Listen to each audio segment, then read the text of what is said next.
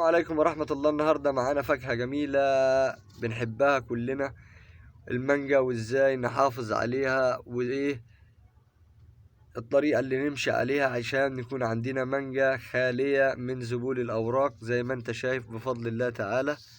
تمام. وفي ناس كتيرة تقول لك انا ازرع المانجا كده تطلع لك مانجتين، ازرع المانجا كده تطلع لك 3 مانجات. انا ده مش هيفيدني في حاجة اللي هي تطلع 2 ولا 3 ولا 10. انا ممكن ازرع من كل بذرة منجاية واحدة وتبقى نموها جميل وكويسة وتمام التمام. هو ده اللي يفيدني زي ما انتم شايفين، من غير ما اقول لك ازرع بالطريقة كذا هيطلع معاك كذا. هي سبحان الله مش محتاجة فقاقة زي ما بقولوا، هي بتبقى إرادة ربنا قبل كل شيء. تمام. طبعا احنا عندنا المانجا اهو. تمام.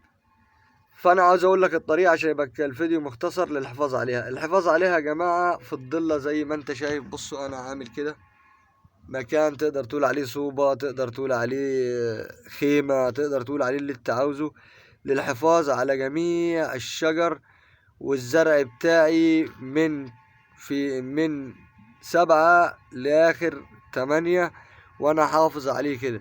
يعني لو طلعنا الريحان اللي لسه جديد ده بعيد عن الصوبة دي مش هنلاقيه. لو طلعنا ريحانة وبنقول كبيرة اهي في الوجه في الجو اللي احنا فيه ده مش هنلاقيه برضه. يعني انا عاوز اقول لكم عن تجربة يا جماعة، مش عاوز حد يخسر الزرع بتاعه وبالذات زرعة المانجا. في ناس كتيرة بتقول لك زبلت وماتت. يا جماعة المية تنتهي في الصيف بالليل من بعد المغرب. لو عاوز تسقي الزرع بتاعك ما تسقيش في درجة الحرارة العالية بالليل يا جماعة. تمام. وامتى وجهها للشمس جميل. احنا معانا دور يعني معانا دور. امتى بقى تخرج؟ المفروض بعد الدور ده ما يكتمل. لا انا بقى بقول لك لو الشمس زي ما هي ولسه درجة الحرارة عالية ما تخرجش. وده وبدليل، بص معايا كده بسم الله ما شاء الله. وبدليل انا معايا اهو منجاية زارعها، منجاية زبدة زارعها بايدي بفضل الله. بصوا ادي دور وادي 2 ادي 3. بصوا عاملة ازاي ما خرجتهاش، بتاخد نور الشمس. بصوا نور الشمس اهو.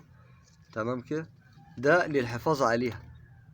ما تموتش النبات بايدك وتقول وتسأل ليه ومات ازاي. اتفرج على الفيديو ده وانت تعرف اللي انت تموت.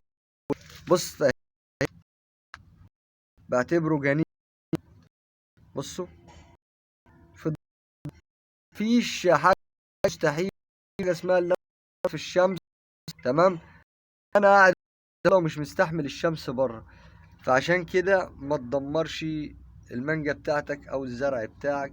وده الفيديو بتاعنا بتاع النهاردة، ويا رب الفيديو يعجبكم. ونصيحة من اخوكم لوجه الله مش اكتر، عشان نبقى عارفين احنا ليه الحاجة بتاعتنا بتذبل وتموت. وفضلا وليس امرا، لو استفدت من اي فيديو قبلك في القناة مش شرط الفيديو ده، ما تنسناش باللايك والاشتراك وتفعيل زر الجرس ليوصلك منا كل جديد. والسلام عليكم ورحمة الله وبركاته.